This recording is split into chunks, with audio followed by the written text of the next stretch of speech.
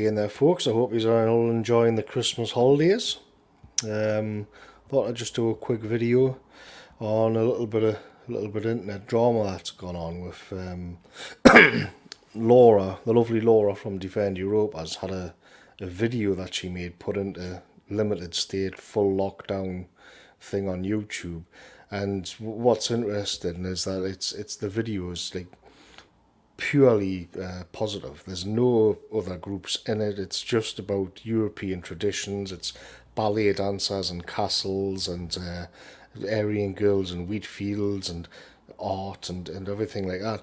And the European the YouTube censors have stamped down on it, and she sent me this picture, this ridiculous notification where it's literally got a picture of European beauty, and then underneath it says viewer discretion is advised.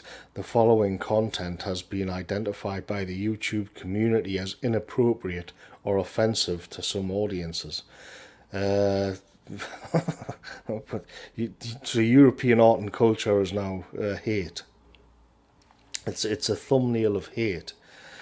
And like I say, there was no other groups in the video at all. But it's a purely positive depiction of European people and culture.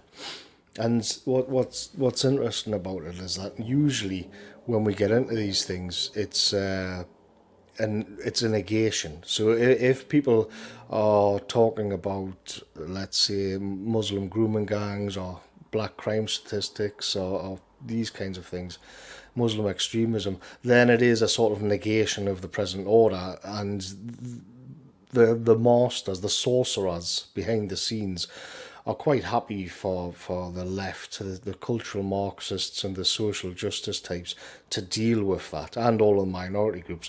So they're quite happy to watch all that play out, and it is just purely negative, and it makes everybody sick and tired.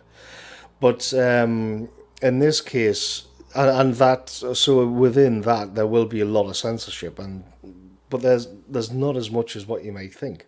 But what's interesting here is that we've got something which is purely positive.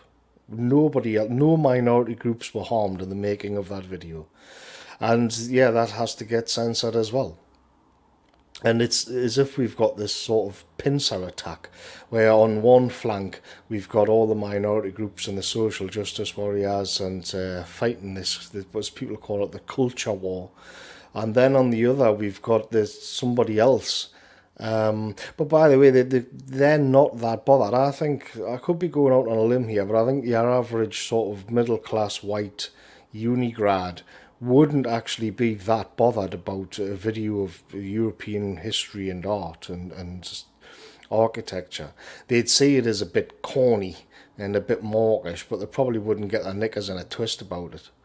But one of the signs that their bosses are at work, a sign of the hidden hand, is when a positive depiction of European identity and history is censored, as opposed to a negative negation, where it's the crime stats and demographics and things. The two of them add up as a pincer movement. But so then, if Laura makes a video which is really benign, it catches the eye of the sorcerers behind the scenes, if you like, who we can't even talk about, obviously. And I think that's interesting. Because who in this scenario is the antagonist? Is it the person who presents a beautiful and positive vision of culture to the world without insulting or referencing even any other people? Or is it the people who want it shut down? And furthermore, if they view European people and culture as something evil, because that's what we're being told here, then what is it they think of as a positive? What is it that they actually want? Well, that's to be found over on the other flank, the one that has Europeans bogged down in trench warfare with other groups, which their lackeys on the Marxian left are fighting for them. But their vision for the world is anti-tradition, anti-art, anti-beauty, and against the sublime. And so it stands to reason that they're much more acutely aware of the dangers of the transcendent and the cathartic, the positive, than some social justice dope on the other flank screaming on about white privilege. It's one thing to sit back and enjoy the show of all these people at each other's throats, but it's something else entirely when you notice that the area of the lake is rising to the surface once again. That's when the alarm bells start to ring, because people who are miserable and worn out make for good enemies. People who are energized through positive depictions of themselves, they're not so much fun to deal with.